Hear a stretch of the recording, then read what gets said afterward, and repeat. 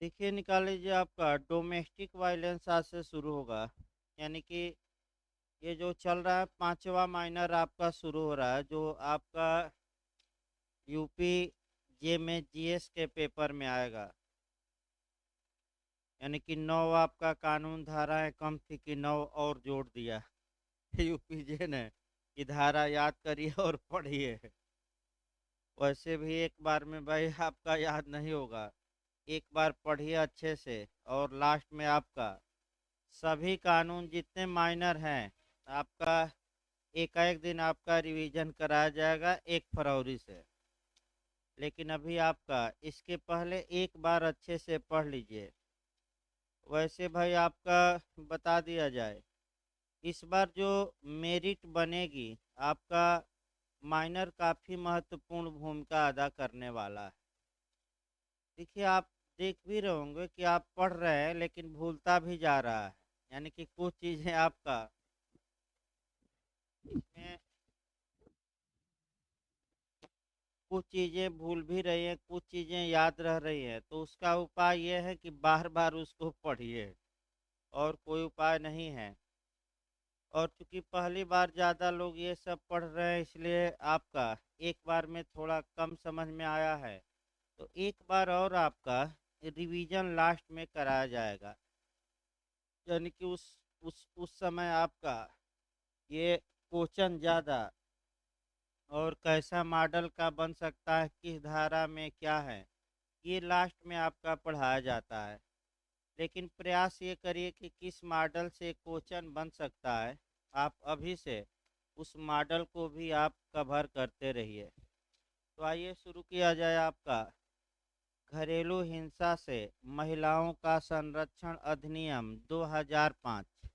यानी कि आपका जो डोमेस्टिक वायलेंस है, यानी कि जो घरेलू हिंसा है, उससे महिलाओं को संरक्षण देने के लिए ये कानून बनाया गया है। इस कानून की पहले संवैधानिक आधार देखा जाता है। यानी कि महिलाओं से संबंधित जो भी प्रावधान संविधान में दिए गए हैं, जो कॉन्स्टिट्यूशनल एम है या जो संवैधानिक लक्ष्य है, उन लक्ष्यों की प्राप्ति के लिए ही आपका यह कानून बनाया गया है। और सरकार का ये दायित्व है, या सरकार का आगे आएगा धाराओं में कि सरकार का ये दायित्व है कि इस कानून की खूब प्रचार प्रसार करे। तो आप लोग देखे होंगे कि तमाम बार टीवी में, रेडियो में भी आता रहता है आपका कि घरेलू हिंसा को स्टॉप। बैठिए, आगे ही बैठिए, बैठे हैं वहाँ आगे। अब है ना, बोलिएगा ना बीच में, आराम से बैठिए। ये नहीं कि पंचौरा करने लगी है पहले ही भाई सतर्क किया जा रहा है। देखिए, आपका जो आप टीवी में भी देखते होंगे कि प्रचार भी सरकार कराती है पैसा देकर, और टीवी वाले भी उसमें पैसा कमा लेते हैं। आपका 10 सेकंड का 90,000 रुपया देती है सरकार आपका टीवी वालों को, मैंने जो प्रचार का विज्ञापन का पैसा है। तो आपका मैंने सरकार का ये कर्तव्य है कि इस कानून की खूब प्रचार प्रसार कराए, आपका सोशल मीडिया, इलेक्ट्रॉनिक मीडिया, और ऐसे भी। तो आखिर ये कानून बनाया क्यों गया?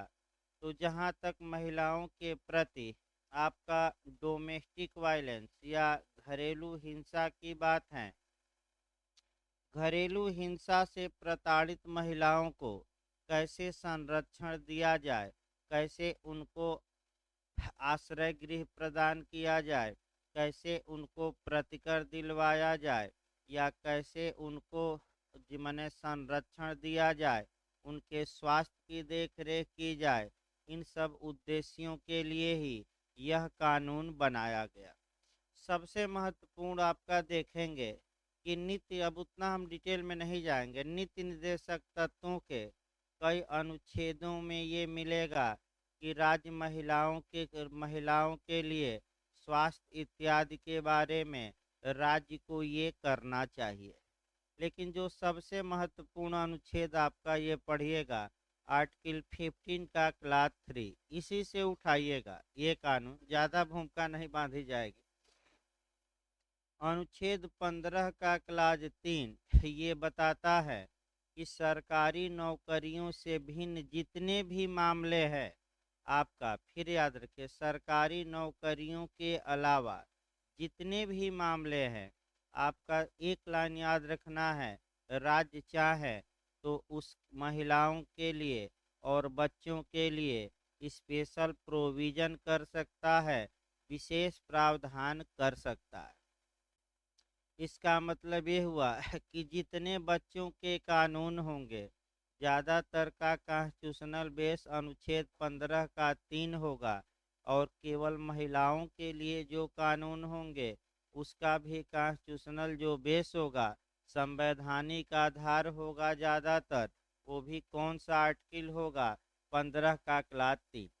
एक उदाहरण हम अलग जाकर बता रहे हैं, आईपीसी की धारा 497 एडल्ट्री या जार कर्म के मामले 2018 के पहले, यानी कि जोसेफ साइन बनाम यूनियन ऑफ इंडिया के वाद के पहले, जब भी ये उठता था प्रश्न कि एडल्ट्री के अपराध में, जार कर्म के अपराध में केवल जार दोषी होता है, यानी कि पुरुष दोषी होता है, महिला दोषी नहीं होती, महिला दंड की भागी नहीं है। जब भी ये विवाद 2018 के पहले सुप्रीम कोर्ट में उठा है, तमाम बार सुप्रीम कोर्ट बस एक लाइन में कहता था कि अनुच्छेद 15 का क्लाज 3 इसका संवैधानिक आधार है, जो ये बताता है कि राज्य महिलाओं के लिए स्पेशल नियम बना सकता है। मैंने सरकारी नौकरी से भिन्न जितने भी कानून या नियम बनाए जाएंगे स्पेशल महिलाओं के लिए, वो अनुच्छेद 15 के क्लास 3 से ही गवर्न होंगे। एक लाइन याद रखिएगा। फिर आपका चलता रहा, हाँ, ये अब सुप्रीम कोर्ट में ये दलील दी गई कि ये जो 4497 आईपीसी हैं, ये महिलाओं के लिए हितकारी नहीं है, या महिलाओं को इससे कोई लाभ नहीं होता है। तो सुप्रीम कोर्ट ने ये कहा कि भले महिलाओं को लाभ हो या न हो, महिलाओं के लिए अलग कानून है, और 15(3) के तहत वो क्या है, वैध, भले ही अनुच्छेद 14 का क्या करता हो, वायलेशन। लेकिन ये बात पलट दी गई, आपका न्यायाधीशों का विचार बदला, दूसरे न्यायाधीश दीपक मिश्रा जी आ गए और उन्होंने स्पष्ट कहा कि ये प्रावधान विभेदकारी हैं, अनुच्छेद 14 का वायलेशन करता है, 15 का भी करता है, लिंग के आधार पर विभेद आपका 21 का भी करता है। और इसी में पिछली बार दो क्वेश्चन आया था जे में कि पत्नी पति की संपत्ति नहीं है, यह किस केस में कहा गया, तो आपका जोसेफ साइन के वाद में, और किस केस में आपका, बैठिए, किस केस में आपका 497 को अनकॉन्स्टिट्यूशनल घोषित किया सुप्रीम कोर्ट ने, जोसेफ साइन। ये एक उदाहरण हमने बताया कि महिलाओं के लिए स्पेशल प्रावधान हो सकते हैं। तो ये जो घरेलू हिंसा से महिलाओं का संरक्षण अधिनियम 2005 जो हम पढ़ेंगे, इसमें फिर एक बार जान लीजिए होगा क्या।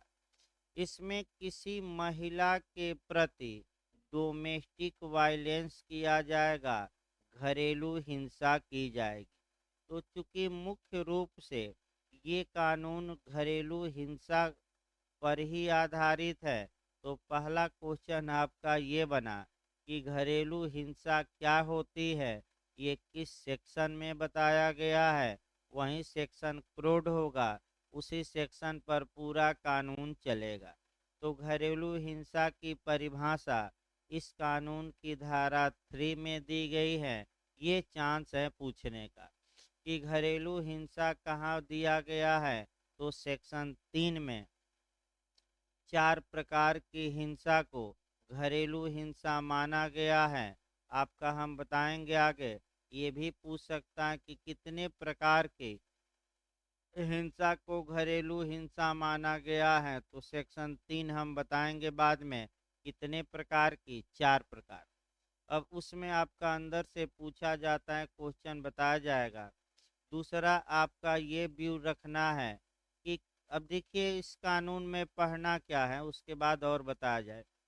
किसी महिला के साथ आपका डोमेस्टिक वायलेंस किया जाएगा, घरेलू हिंसा की जाएगी। वह महिला या कोई आपका संरक्षण अधिकारी इत्यादि उसकी शिकायत करेंगे। शिकायत के बाद आपका उस महिला को आवास गृह, प्रतिकर इत्यादि दिलवाया जाएगा। अलग से आपका घर में भी दिया जा सकता है, कहा जा सकता है। पुरुष को मिलने से रोका जा सकता है। और आपका अगर फिर भी नहीं मानता पुरुष, तो वह अपराध कर बैठेगा। और ये जो अपराध होंगे वह संज्ञेय होंगे और अजमानती होंगे। संज्ञेय का मतलब ऐसी घरेलू हिंसा करने वाले लोगों को पुलिस वारंट के बिना गिरफ्तार कर सकेगी। और अजमानती का मतलब कि एक बार जब पकड़ लिए गए तो जमानत देना या न देना न्यायालय का विवेकाधिकार होगा। इसके पूर्व जो कल कानून बताया गया उसमें याद रखिएगा, आपका उसमें हमने बताया था धारा 8 में, धारा 8 में, धारा रटे रहिए, स्त्री रूपण वाला यानी कि स्त्री को गलत तरीके से समाज में प्रस्तुत करना, उसका सेक्शन 8 बताया था कि जो भी अपराध होंगे कांगनिजेबल होंगे, लेकिन अजमानती नहीं बल्कि जमानती। तो संज्ञेय और जमानती। लेकिन इस कानून में अंतर आएगा, अपराध संज्ञेय होंगे यानी कि एफआईआर होगा। और दूसरा आपका ये मिलेगा कि अजमानती यानी कि अगर एक बार पकड़ लिया गया तो जमानत देना किसका विवेकाधिकार होगा, न्यायालय का। चाहे तो न्यायालय जमानत दे या चाहे तो न दे। अगला नियम आइए। इस कानून के तहत जो घरेलू हिंसा की जाएगी वह केवल और केवल महिला के प्रति की जा सकती है, किसी पुरुष के प्रति नहीं। अर्थात यह कानून केवल और केवल महिलाओं के प्रति डोमेस्टिक वायलेंस को प्रतिषिद्ध करता है। अगर कोई महिला किसी पुरुष के प्रति यानी कि अगर पति इत्यादि के प्रति घरेलू हिंसा करती है तो ये कानून लागू नहीं होगा, सतर्क रहना है। तो ये कानून कब लागू होगा, जब किसी महिला के प्रति घरेलू हिंसा हुई हो कि पुरुष के प्रति। ये ना मार दीजिएगा दोनों बार मारने वाला क्वेश्चन है। अब आप कहेंगे कि पुरुषों के प्रति महिलाएं अगर डोमेस्टिक वायलेंस करती हैं तो क्या उपाय है, क्रूएल्टी बरतती हैं। तो हिंदू लॉ से तमाम आपका कानून है कि अब तक कोई कानून नहीं बना। तो कुछ लोग कहते हैं क्या उपाय है, तो जाकर संसद के भवन पर धरना दीजिए गेट पर कि हमारे भी अधिकार की क्या की जाए रक्षा। मैं भी पीड़ित हूँ, मैं भी व्यथित हूँ, और हमारे लिए भी क्या बनाया जाए, कानून। तो जाकर कुछ लोग धरना प्रदर्शन करते रहते हैं, वो अलग बात है भाई, उसमें बहुत अंदर हमें नहीं जाना है, बहुत खतरनाक मामला है। इसलिए ऊपर से ही क्या करिए आपका बताते हुए निकल चला जाए। अगला मॉडल ये बन सकता है कि घरेलू किसी महिला के प्रति घरेलू हिंसा कौन कर सकता है। देखिए, जो रिलेशन का पुरुष है वह भी कर सकता है, और दूसरा कोई महिला भी कर सकती है। यानी कि महिला कर सकती हैं कि नहीं, यह बेयर एक्ट में नहीं दिया गया है। लेकिन उच्चतम न्यायालय का जो निर्णय आया कि अगर पति, पति के भाई और आपका पति की माता यानी कि पत्नी की सास, तीनों को पक्षकार पत्नी ने बनाया है, तो सास भी घरेलू हिंसा की दोषी होगी।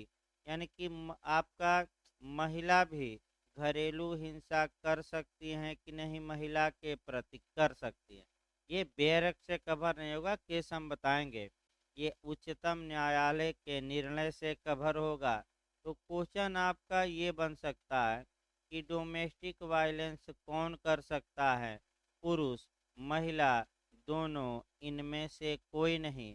तब दोनों मारिए, क्योंकि उच्चतम न्यायालय ने जो निर्णय दिया है उसका भी क्या किया जाएगा? पालन। लेकिन अगर ये क्वेश्चन आए कि डोमेस्टिक वायलेंस किसके प्रति हो सकता है, महिला के, पुरुष के, दोनों के, तब दोनों नहीं मारना है। किसके प्रति हो सकता है? महिला के प्रति। तो इस कानून में आपका यही पढ़ना है कि महिला के प्रति घरेलू हिंसा होगी, कोई भी व्यक्ति समाज का उसको सूचित करेगा, सूचना के बाद कार्यवाही होगी, आश्रय गृह इत्यादि चिकित्सा सुविधा दी जाएगी, फिर महिला को घर दिया जाएगा, उसे मुआवजा दिया जाएगा, खर्च आपका जो खर्चा हुआ है उसका भी, जो शारीरिक नुकसान अगर हुआ है उसका भी आपका इत्यादि खर्चा दिया जाएगा। और पुरुष को रोका जाएगा दे देकर कि आप ऐसा न करिए। अगर फिर भी पुरुष नहीं मानता तो जाएगा जेल आपका, यानी कि यही आपका इस कानून में है। तो देखिए कानून बन गया, लेकिन आज भी कानून का पालन आपका अच्छे ढंग से नहीं हो पा रहा है। तो समाज शास्त्रीय विचारधारा का हमने थीम बताया था कि जो समाज शास्त्रीय विचारधारा जूरिस्प्रूडेंस की है, वह बताती है कि कानून केवल बनाइए न, ये भी देखिए कि क्या वह कानून समाज में अप्लाई हो रहा है। इसीलिए इस विचारधारा को क्रियात्मक विचारधारा कहते हैं, एक्टिव। क्रियात्मक विचारधारा किसे कहते हैं? तो आपका सोशलिस्ट स्कूल को कहते हैं। क्यों? क्योंकि ये कानून के प्रवर्तन पर जोर देता है। ये नहीं कि झउआ भर कानून बना दीजिए और कोई कानून समाज में काम ही न करे। तो ये भी आपको ध्यान में रखना है।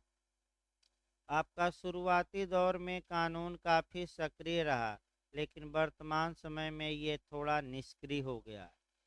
अब आप शिकायत कहाँ लेकर जाएंगे, कहाँ करेंगे, ये सब पढ़ना है। कौन मजिस्ट्रेट आएंगे जो मुकदमा सुनेंगे?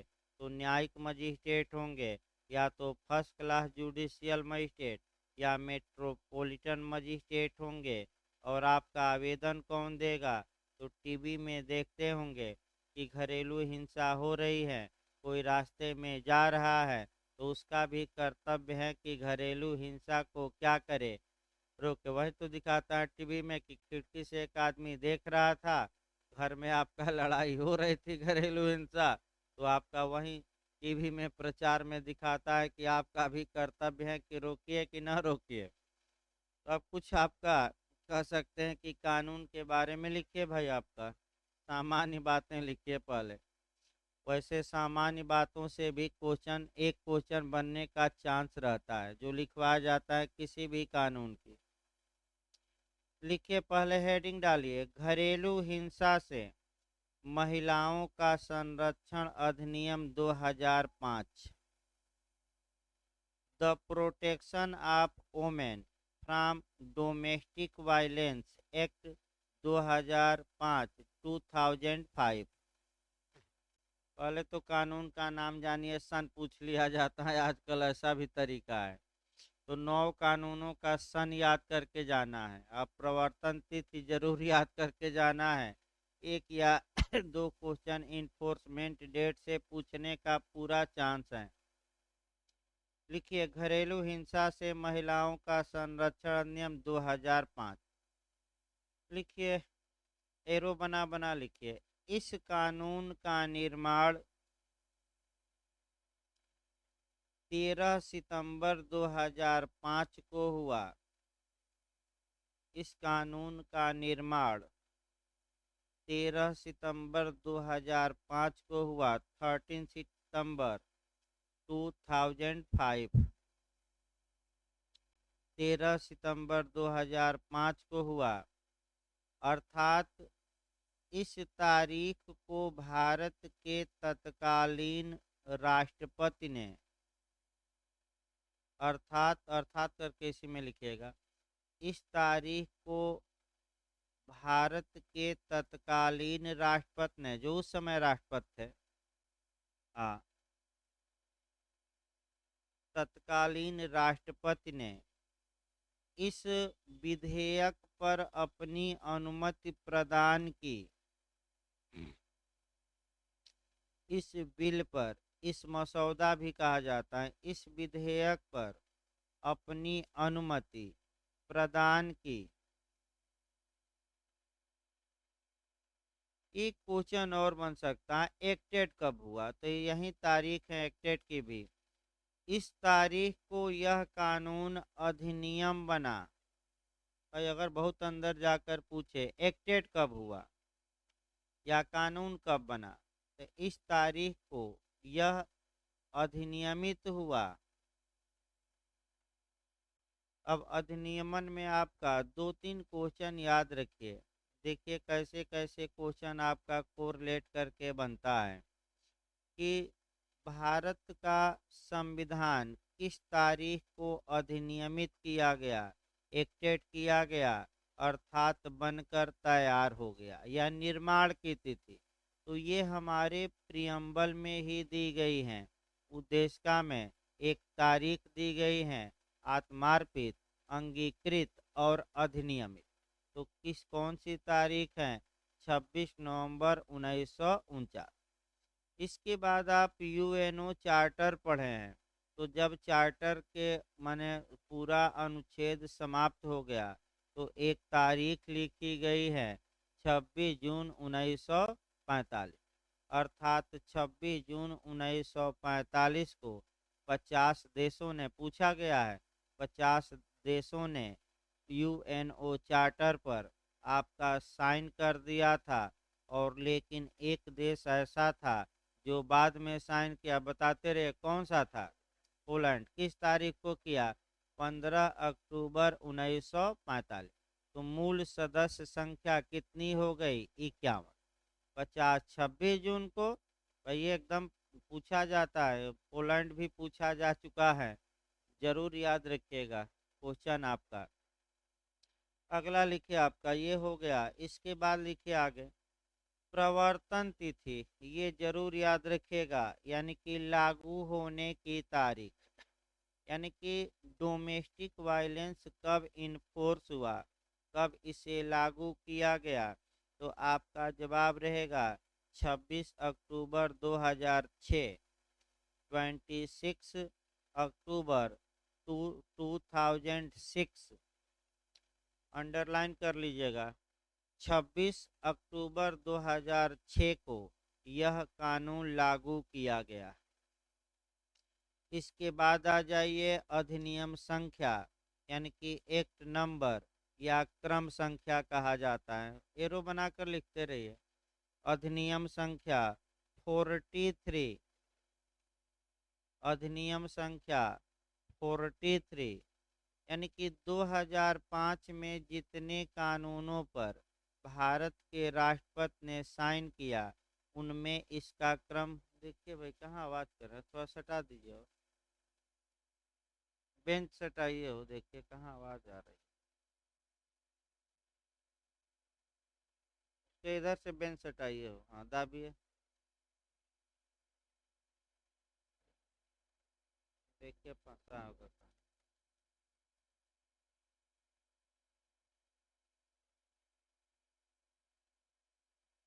उधर से ही दाब दीजिए, उधर से, हाँ हाँ बस दाबिए वो। देखिए आपका, फिर आपका ये जो एक्ट नंबर यानी कि 2005 में जितने कानूनों पर राष्ट्रपति ने साइन किया था, उस कानून में इसका क्रम चौथा था 43, यानी कि 2005 में इसके पहले 42 कानूनों पर और साइन हो चुका था। इसका महत्व ये है कि क्रम नंबर कौन सा था उस ईयर में। हर एक साल का क्रम नंबर अलग अलग होता है। जैसे 2006 चलेगा तो 1 जनवरी को साइन किया तो एक, 2 जनवरी को साइन किया जिस पर दो, अनेक सीरियल नंबर लिस्ट रहती है। अगला लिखिए आपका, इसमें कुल अध्याय, कुल 5 अध्याय हैं। इस कानून में कुल 5 अध्याय हैं और कुल धाराएं आपका पूछा सकता है 37। लिखिए, इस कानून में कुल 5 अध्याय और 37 धाराएं हैं। 5 अध्याय और 37 धाराएं हैं। अगला लिखिए, इस कानून का संवैधानिक आधार। अगला पॉइंट लिखिए, इस कानून का कॉन्स्टिट्यूशनल बेस यानी कि संवैधानिक आधार अनुच्छेद 15 का क्लाज 3 है। इस कानून का कॉन्स्टिट्यूशनल बेस संवैधानिक आधार अनुच्छेद 15 का क्लाज 3 है, जिसमें यह बताया गया है कि एक लाइन लिखिए, जिसमें यह बताया गया है कि राज्य स्त्रियों के लिए विशेष प्रावधान कर सकता है। राज्य स्त्रियों के लिए विशेष प्रावधान कर सकता है।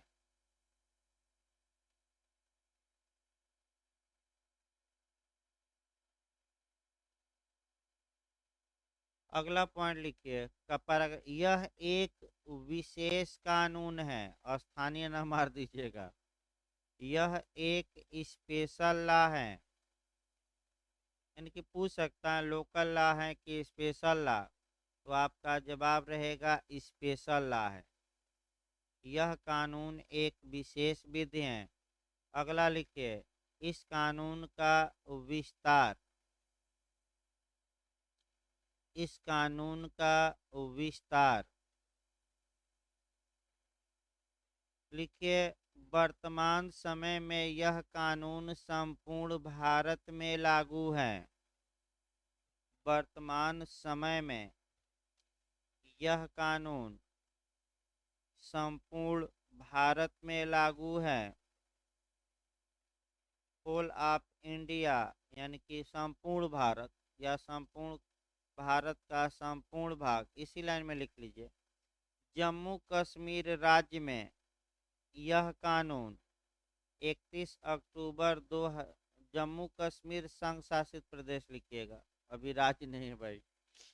जम्मू कश्मीर संघ शासित प्रदेश में नहीं, संघ शासित प्रदेश ठीक है। जम्मू कश्मीर संघ शासित प्रदेश में यह कानून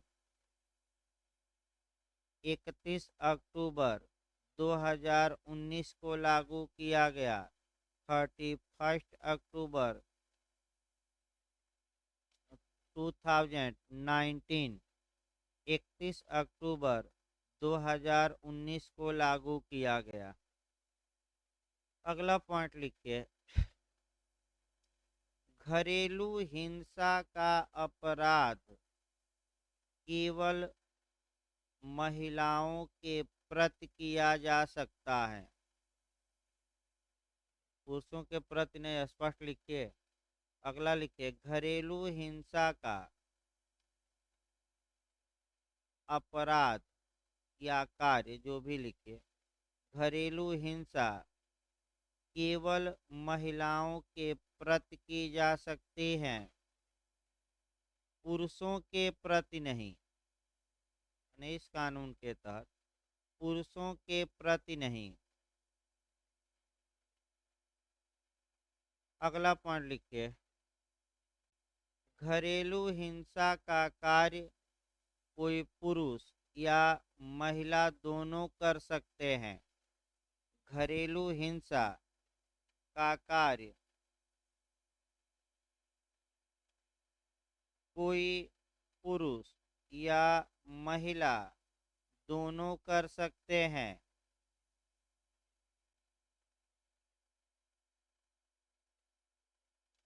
अगला लिखिए, घरेलू हिंसा को धारा 3 में,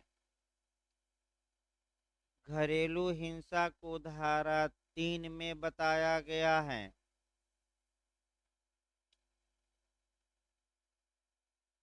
घरेलू हिंसा को सेक्शन 3 में बताया गया है, जिसमें 4 प्रकार के कार्यों को अंडरलाइन कर लीजिए, हो सकता है पूछ ले। जिसमें 4 प्रकार के कार्यों को डोमेस्टिक वायलेंस माना गया है, यानी कि घरेलू हिंसा मानी गई है। जिसमें 4 प्रकार के कार्यों को घरेलू हिंसा माना गया है।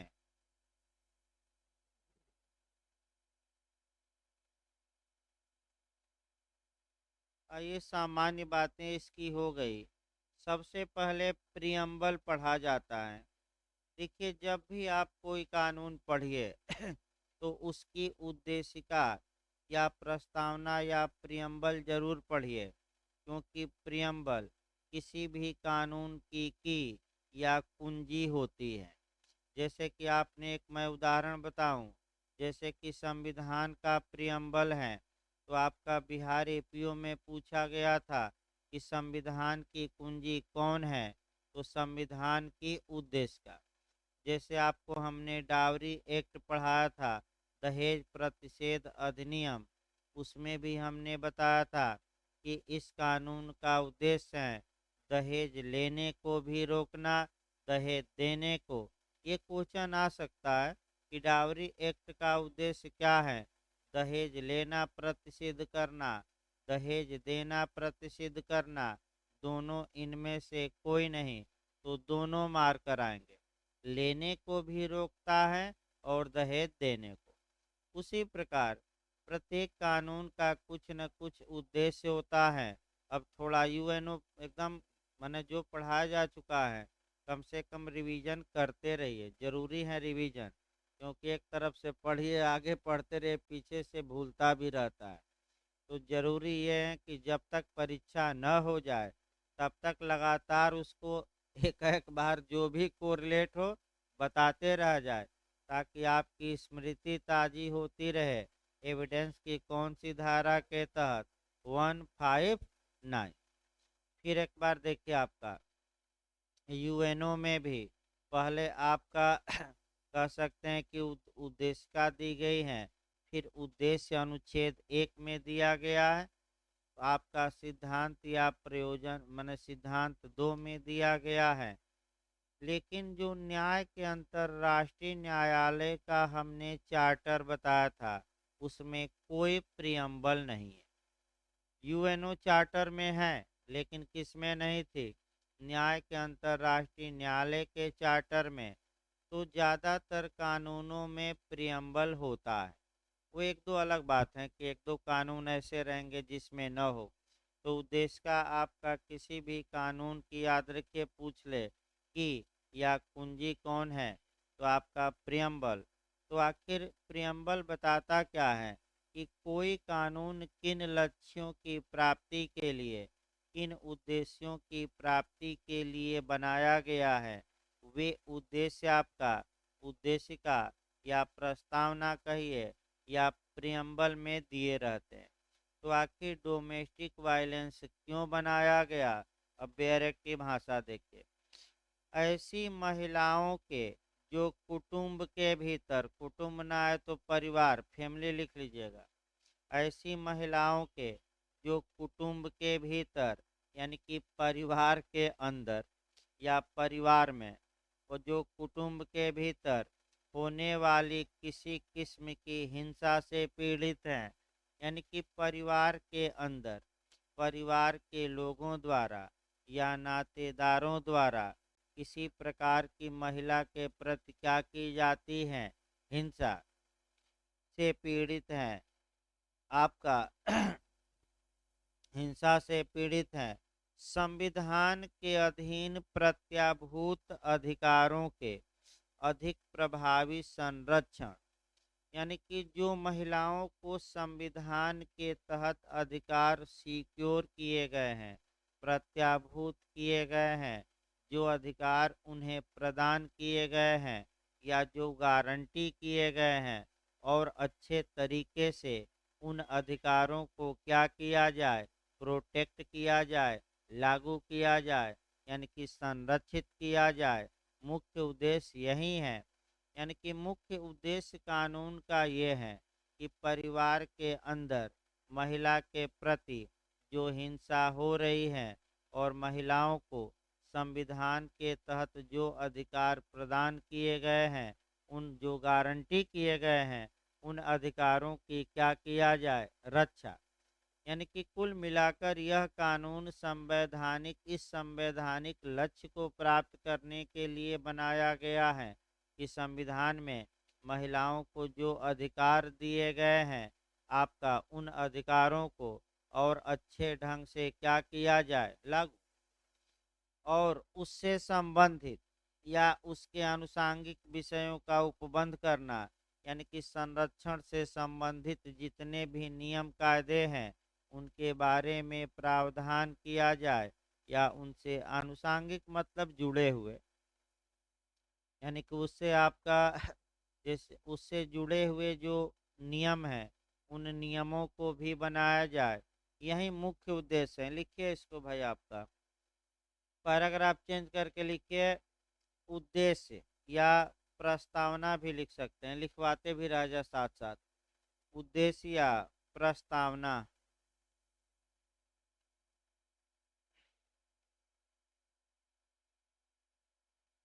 लिखिए आपका परिवार के भीतर होने वाली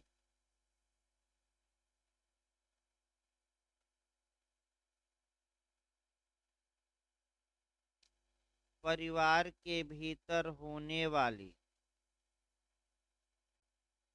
महिलाओं के प्रति किसी भी किस्म की हिंसा,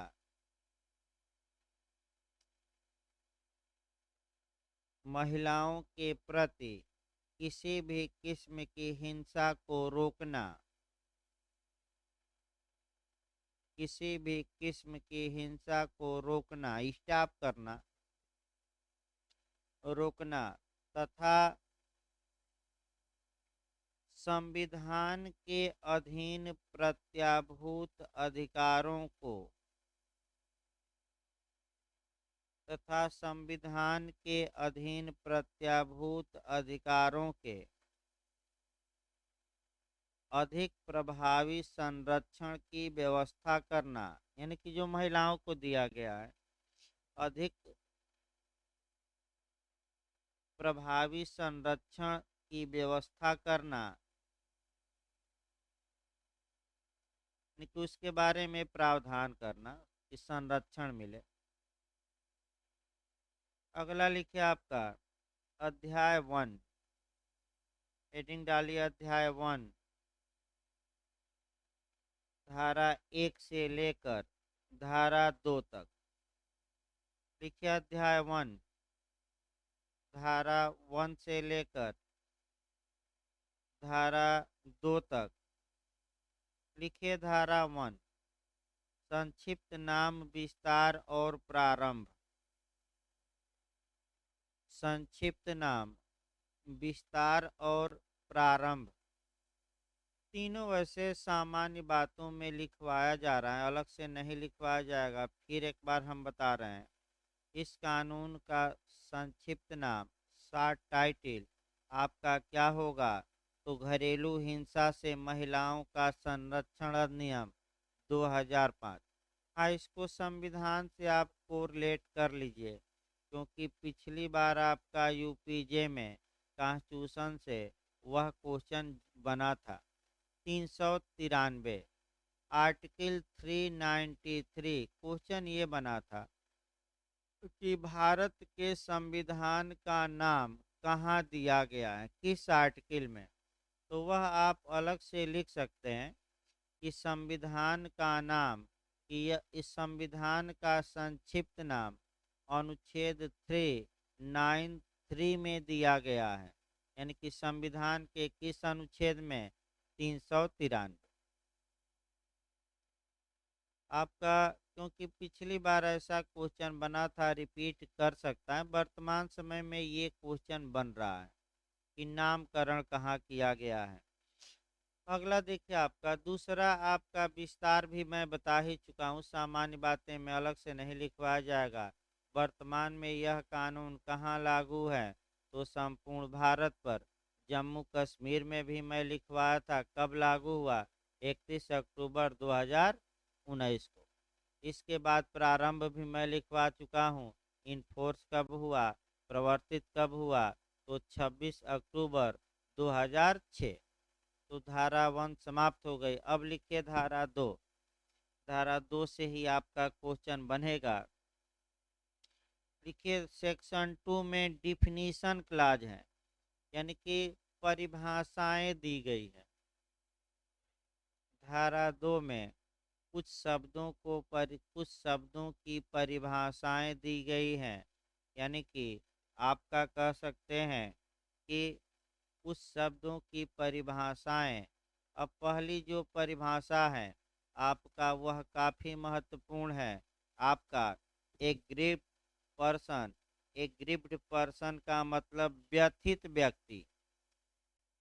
2A, इसको थोड़ा देखिए कोरिलेट करके पढ़िएगा। व्यथित पर्सन को हम तो अभी बताएंगे ही। आपका क्वेश्चन का मॉडल भी अब चलते रहा जाए ज़्यादा, अभी हम बताएंगे कैसा क्वेश्चन बन सकता है।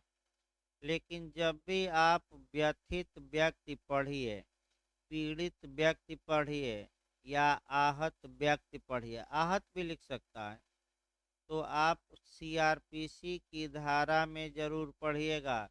तो पहले सीआरपीसी हम देखते हैं और तब इस कानून को हम पढ़ाएंगे।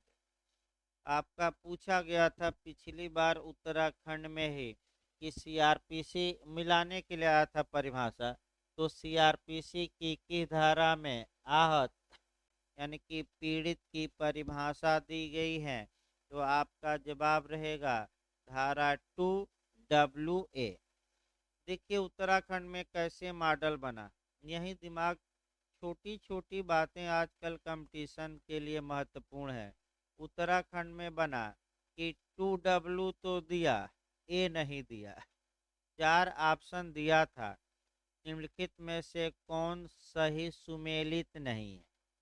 और जो लड़का हल्का सा मिस कर गया कि आपका 2W देखा, अरे भाई 2W में समन मामला परिभाषित है, और 2WA में आपका माने पीड़ित या विक्टिम या आहत को परिभाषित किया गया है। तो 2W दिया था, तो ये ऑप्शन गलत है, क्योंकि 2W में वह लिखा था कि पीड़ित की परिभाषा दी गई है, जबकि वास्तव में सीआरपीसी में तो विक्टिम या आहत या जो पीड़ित की परिभाषा है वह 2W में न देकर 2WA में दी गई। ये दूसरा जो मॉडल आपका बनता है, पीड़ित में कौन शामिल है? तो आपका व्यथित तो हम यहाँ बताएंगे ही 2A। यहाँ से क्वेश्चन चांस है बनने का व्यथित, क्योंकि यही व्यथित होगा जो आपका मैंने इसी के लिए कार्रवाई की जाएगी। तो आपका व्यथित केवल और केवल महिला हो सकती है इस कानून के तहत, डोमेस्टिक वायलेंस के तहत। तो भाई कौन महिला हो सकती हैं, ये जानने से पहले आप पहले सीआरपीसी जानिए, फिर एक बार ध्यान में रखिए। सीआरपीसी में दूसरा क्वेश्चन बना है कि पीड़ित कौन माना जाएगा? तो जिसके प्रति अपराध किया गया है वह भी पीड़ित या आहत, उसका उत्तराधिकारी वह भी आहत, और उसका संरक्षक यानी कि उत्तराधिकारी माने पुत्र पुत्री इत्यादि, और संरक्षक माने माता पिता। तो क्या ये सब पीड़ित माने जाएंगे कि नहीं माने जाएंगे? तो 3 याद रखे, जो लोग नहीं जानते हैं, केवल आपका माने जिसके प्रति अपराध हुआ है उसी को आहत मान लेते हैं, जबकि आहत में उसका गार्जियन भी शामिल है और उसके उत्तराधिकारी। तीनों मार कर आइएगा। इन पीड़ितों को प्रतिकर दिया जाता है, तो आपका यूपी और उत्तराखंड दोनों में बना था, जे में भी पीड़ितों को प्रतिकर दिया जाता है सीआरपीसी की धारा 357। और पीड़ित प्रतिकर योजना यानी कि विक्टिम कंपनसेशन स्कीम पूछ ले तो आपका 357A मारना है। अब बीएचयू में आपका अंदर जाकर पूछा कि पीड़ितों को प्रतिकर कितना दिया जाए, ये कौन माने कौन सिफारिश करता है, तो आपका जो माने विधिक सेवा प्राधिकरण है आपका, वह सिफारिश करता है, जो लीगल सर्विस अथॉरिटी। बताया जाएगा, इस कानून में भी आएगा, क्योंकि जो विधिक सेवा प्राधिकरण अधिनियम 1987 बना है, तो जो ये डोमेस्टिक वायलेंस से पीड़ित महिलाएं होंगी, इनको फ्री में यानी कि निःशुल्क विधिक सहायता प्रदान किया जाएगा। तो फिर सीआरपीसी संविधान जोड़ना पड़ेगा, फ्री लीगल एड। तो आगे धारा आएगी। अब आइए आपका डोमेस्टिक वायलेंस में देखा जाए, थोड़ा सतर्क रहिएगा, क्वेश्चन यहाँ से बन सकता है कि एग्रीव पर्सन या व्यथित व्यक्ति से कौन अभिप्रेत है। तो ध्यान से देखिए, व्यथित व्यक्ति से कोई ऐसी महिला अभिप्रेत है, तो पहला तो नियम हम लिखवा चुके, मैं लिखवा भी चुका हूँ, लिखवाएंगे भी अब, कि इस कानून के तहत जो अपराध हो सकता है वह पुरुष के प्रति नहीं हो सकता, बल्कि केवल और केवल किसके प्रति, महिला के प्रति। यानी कि व्यथित व्यक्ति में कौन शामिल होगी, आपका महिला के पुरुष की दोनों, मैं पहले बताया हूँ महिला। तो क्या सभी महिलाएं होंगी? नहीं, ये दूसरा पॉइंट पकड़ना, सभी महिलाएं नहीं आएंगी।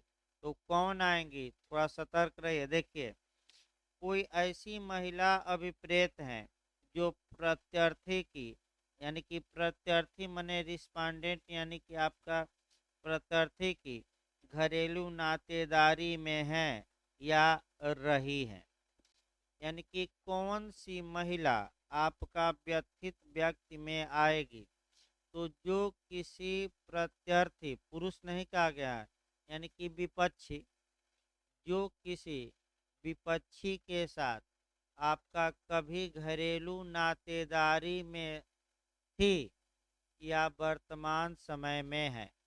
यानी कि इसका मतलब, जैसे एक उदाहरण पति पत्नी का ही लिया जाए, अगर आपका माने एक पुरुष और एक स्त्री पति पत्नी वर्तमान समय में है, तब भी पत्नी व्यथित व्यक्ति मानी जाएगी, और वर्तमान समय में पति पत्नी अलग हो गए हैं, लेकिन पहले आपका पुरुष और वह स्त्री साथ साथ थे, भले अब क्या रहे रहे हों अलग, फिर भी उस महिला को व्यथित व्यक्ति माना जाएगा कि नहीं माना जाए।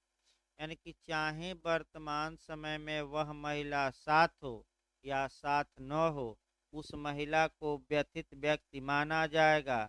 लेकिन कब, तो महिला जब यह अभिकथन किया गया है या कहा गया है कि प्रत्यर्थी द्वारा घरेलू हिंसा का शिकार रही है महिला, यानी कि ऐसी महिला आपका विपक्षी द्वारा घरेलू हिंसा का क्या रही है, शिकार। इसका मतलब ये हुआ टोटल कि किसी महिला के प्रति घरेलू हिंसा किया गया है, और वह महिला उस व्यक्ति के साथ या तो आपका कह सकते हैं कि घरेलू नातेदारी में है वर्तमान में, या वर्तमान में है तो नहीं, लेकिन पहले क्या है, रह चुकी है। तो अब समस्या ये आई कि घरेलू नातेदारी का मतलब क्या हुआ, कि जो ये डोमेस्टिक रिलेशनशिप है, यानी कि कौन आपका डोमेस्टिक वायलेंस कर सकता है, घरेलू नातेदार कर सकता है कि इसके अलावा भी कोई व्यक्ति कर सकता है। तो ये कानून तभी लागू होगा जब घरेलू नातेदारों द्वारा किसी महिला के प्रति घरेलू हिंसा का कार्य किया गया हो, घरेलू हिंसा का आपका कार्य किया गया हो। अगर कोई थर्ड पर्सन महिला के प्रति हिंसा का कार्य करता है, तो उसे हम घरेलू हिंसा मानेंगे कि नहीं, नहीं मानेंगे। तो फिर बहुत महत्वपूर्ण है ये। देखिए क्या क्या यहाँ पूछ सकता है क्वेश्चन घुमावदार। पहला क्वेश्चन कि व्यथित व्यक्ति किसे माना जाएगा, महिला को, पुरुष को, दोनों को, इनमें से कोई नहीं? तो केवल महिला को। कौन सी महिला व्यथित मानी जाएगी? जो आपका घरेलू हिंसा करने वाले व्यक्ति के साथ आपका घरेलू नातेदारी में है। दूसरा दे देगा घरेलू नातेदारी में रह चुकी हैं, दोनों इनमें से कोई नहीं। तो क्या हम बताएं? दोनों। और ऐसी महिला किसका शिकार हुई है? आपका घरेलू हिंसा का। 3 क्वेश्चन हमने बनाया। फिर व्यथित व्यक्ति की परिभाषा किस धारा में? 2A। अब आपका तुरंत आपका पकड़ना है। देखिए क्या क्या पकड़ना है इसमें जो शब्द आए हैं। एक तो शब्द जो आया है आपका घरेलू नातेदारी, अर्थात अब समस्या ये आई कि घरेलू नातेदारी में किनको शामिल माना जाएगा, यानी कि कौन कौन से वे व्यक्ति हैं जो डोमेस्टिक रिलेशनशिप में आते हैं। तुरंत इस क्वेश्चन को पढ़ना है, चांस है पूछने का। 2F निकाल लीजिए, अभी 2B नहीं, पहले 2F निकालिए, कोरिलेट करके चलिए। जो भी आपका शब्द आ रहे हैं तुरंत उसकी परिभाषा भी देखिए। अब सेक्शन 2F में डोमेस्टिक रिलेशनशिप की परिभाषा दी गई है, तो परिभाषा भी अब याद करते रहे धीरे धीरे। आपका व्यथित व्यक्ति की परिभाषा 2A में, आपका घरेलू नातेदारी की परिभाषा 2F। 8-10 परिभाषा याद करना पड़ेगा। देखिए घरेलू नातेदारी से ऐसे दो व्यक्तियों के बीच नातेदारी अभिप्रेत हैं जो साझी गृहस्थी में एक साथ रहते हैं या किसी समय एक साथ रह चुके हैं। अब समस्या ये आई, यानी कि जो व्यक्ति आपका साझी गृहस्थी में या तो वर्तमान समय में है या कभी रह चुका है मतलब ये हुआ कि कोई महिला एक साथ अपने पति ही ले लिया जाए, अपने पति के साथ थी लेकिन अब अलग रह रही हैं, तो आपका क्या, आपका घरेलू नातेदारी में मानी जाएगी कि नहीं मानी जाएगी? तो या तो साझी गृहस्थी में एक साथ रहते हैं या अब नहीं रहते लेकिन पहले क्या थे भाई। जब वे समरसता विवाह द्वारा या विवाह दत्तक ग्रहण की प्रकृति का किसी नातेदारी द्वारा संबंधित हैं या एक अविभक्त कुटुंब। अविभक्त कुटुंब मतलब कि ऐसा परिवार जिसका बंटवारा न हुआ हो, ना है तो लिख लीजिएगा। ऐसा परिवार जिसका बंटवारा हुआ हो कि न हुआ हो, बंटवारा न हुआ हो के रूप में एक साथ रहने वाले परिवार के सदस्य हैं। यानी कि आपका यह कानून कब लागू होगा? तो जब घरेलू नातेदारों ने डोमेस्टिक वायलेंस किया है। घरेलू नातेदार कौन होंगे? जो महिला के साथ साझी गृहस्थी में अनेक ही घर में आपका या तो मने एक साथ रह रहे हैं या पहले क्या हैं रह चुके हैं, लेकिन उनका रिलेशन कैसे होना चाहिए? या तो समरसता यानी कि ब्लड का रिलेशन हो, या विवाह का रिलेशन हो, या दत्तक ग्रहण का रिलेशन हो, या वह एक ही परिवार में आपका क्या करते हैं, अविभक्त परिवार में साथ रहते हैं। तो बताइए घरेलू नातेदारी का निर्माण हो सकता है रक्त संबंध से, विवाह संबंध से, दत्तक संबंध से, उपर्युक्त सभी। तो क्या मार्क कराएंगे? उपर्युक्त सभी। अगर कोई महिला कभी किसी के साथ नहीं रही और हमेशा अकेले रहती हैं तो क्या साझी गृहस्थी में रहना माना जाएगा कि नहीं? नहीं, नहीं माना जाएगा। लेकिन कभी अपने पति के साथ या माने भाई के साथ रही हैं और भले अब अलग रह रही हैं, तब आपका अलग हो चुकी हैं, तब आपका उसे माना जाएगा कि वो साझी गृहस्थी में रह चुकी हैं और तब डोमेस्टिक वायलेंस का मुकदमा कर सकती हैं। लेकिन अगर कोई महिला केवल अकेले रह रही हैं और कोई मतलब ही नहीं है परिवार से, तो क्या घरेलू हिंसा का शिकार होगी नहीं? क्योंकि ये है कि नातेदारी में साझी गृहस्थी में क्या हो, या तो हैं या रह चुकी हो। ये भी आपका सतर्क रहना है। फिर बैक हो, ये आपका टू बी देखा जाए। आपका टू, आपका ए हमने बताया वो तो बालक, बालक यानी कि चाइल्ड। पूछ सकता है कि चाइल्ड की परिभाषा की धारा में, तो धारा टू बी में दी गई है। क्वेश्चन बस एक बन सकता है कि बच्चा से कितने साल से कम का बच्चा अभिप्रेत है, तो आपका 18 से कम। लेकिन बच्चे आपके हमेशा अलग अलग कानून में अलग अलग मिलेगा, ये भी थोड़ा सतर्क रहना है।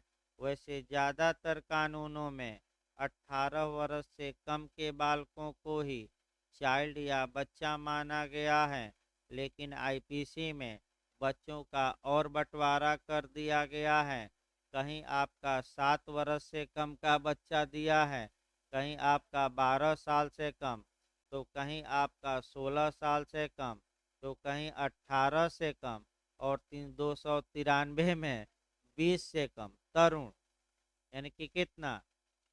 तो भाई ठीक है, लेकिन इस कानून में एक लाइन तो याद रखिए, बालक किसे माना जाएगा जो कितने से कम हो। अब चार ऑप्शन देगा, 20 से कम हो, 18 से कम हो जिसकी एज, 15 से कम हो, इनमें से कोई नहीं। तो इस कानून के तहत बालक वह माना जाएगा जो 18 से क्या है, कम एज का। क्षण मिलना चाहिए, पति पत्नी लड़ाई कर दिए तो बालक क्या क्या होगा आपका, तो वहीं आपका बताया जाएगा। आगे देखिए, आगे भाई आपका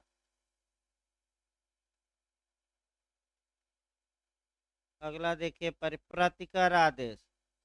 तो महिला को प्रतिकर दिलवाया जाता है, तो प्रतिकर आदेश धारा 22 के तहत, अभिरक्षा कस्टोडी आर्डर तो धारा 21 के तहत, आपका घरेलू घटना रिपोर्ट, तो घरेलू घटना रिपोर्ट का मतलब क्या हुआ, टू ई में, तो ऐसी रिपोर्ट अभिप्रेत हैं जो किसी व्यथित व्यक्ति से घरेलू हिंसा की किसी शिकायत की प्राप्ति पर तैयार की गई है। तो एक क्वेश्चन ये बनता है कि घरेलू हिंसा की शिकायत किससे की जा सकती है, कौन कर सकता है, तो अगली धाराओं में आएगा।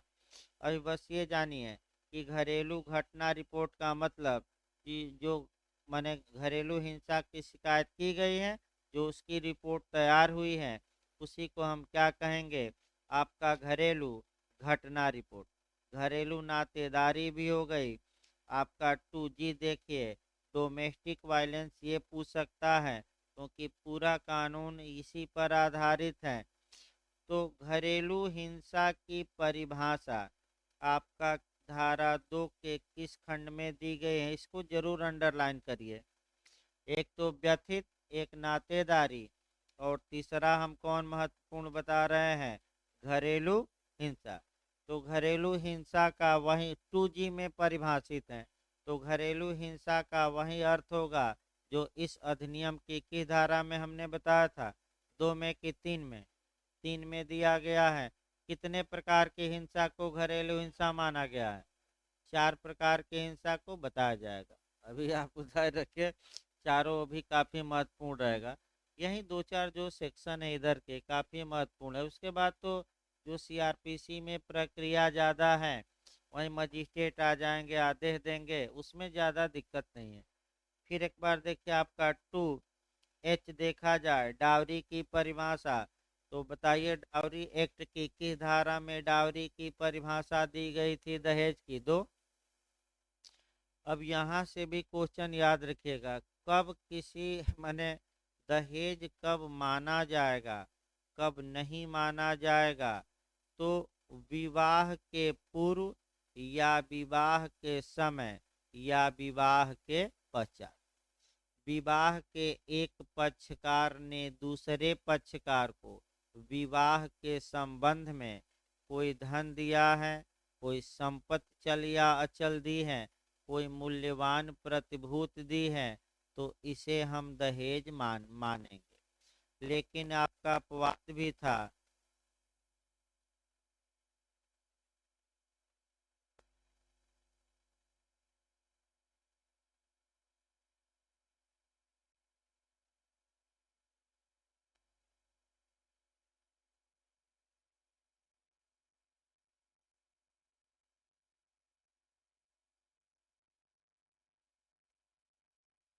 देखिए, आपका दोहराते भी रहे अपवाद था, वो भी पूछा जा सकता है कि जो मुस्लिम विध में डावर होता है, मेहर होता है, क्या उसे दहेज माना जाएगा? नहीं। विवाह के समय स्वेच्छा से लिया दिया गया हो तो दहेज नहीं माना जाएगा। फिर आपका कह सकते हैं कि प्रथागत कुछ उपहार दिया गया हो विवाह के समय, उसे भी दहेज माना जाएगा कि नहीं? नहीं माना जाएगा। आपका प्रथागत कोई उपहार है जो लिया दिया जाता हो, तो अगर वधु को या इत्यादि को दिया गया तो उसे भी डावरी नहीं माना। तो फिर एक बात बताइए, दहेज की रकम या संपत्ति कितने दिनों में वापस करनी रहती है? 3 माह। कितने दिनों में? 3 माह। भाई ऐसे याद किए रहिए। तो आपका दहेज का वही मतलब यहाँ होगा जो किस कानून में दिया गया है, डावरी एक्ट की किस धारा में। तो पूरा वहाँ भी जो क्रोध धारा है दो ही है, क्योंकि उसी डावरी के लिए पूरा कानून क्या है। और यहाँ भी जो आपका क्रोध है वह आपका डोमेस्टिक वायलेंस ही है, क्योंकि इसी के लिए पूरा कानून बना है। इसके बाद आ जाइए मजिस्ट्रेट।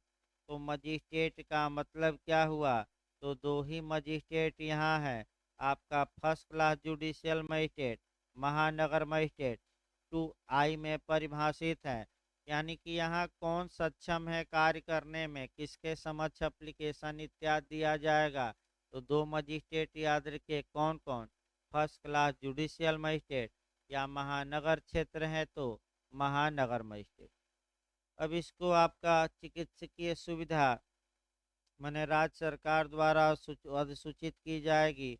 धनीय राहत, तो धनीय राहत में आपका पूछ सकता है कि भाई न्यायालय मजिस्ट्रेट घरेलू हिंसा के फलस्वरूप जो महिला माने व्यथित है, जिस महिला के प्रति डोमेस्टिक वायलेंस किया गया है, क्या धनीय राहत आपका मोनेटरी रिलीफ दिलवा सकता है कि नहीं? दिलवा सकता है।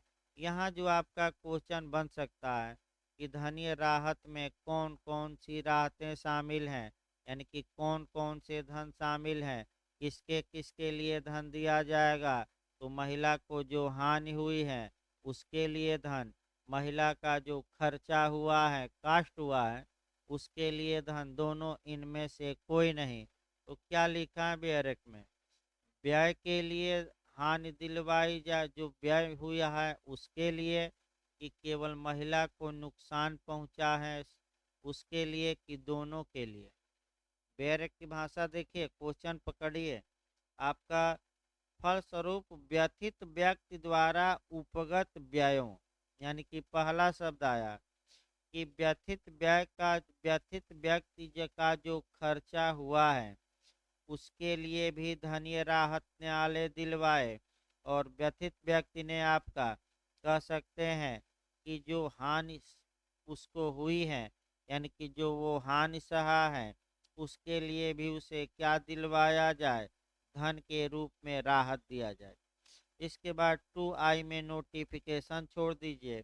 टू नहीं, टू आपका हाँ, देखिए आपका 2L में नोटिफिकेशन, 2M में प्रेस्क्राइब। तो कल खूब तो बताया गया था CPC में कल परसों, प्रेस्क्राइब मतलब नियमों द्वारा विध।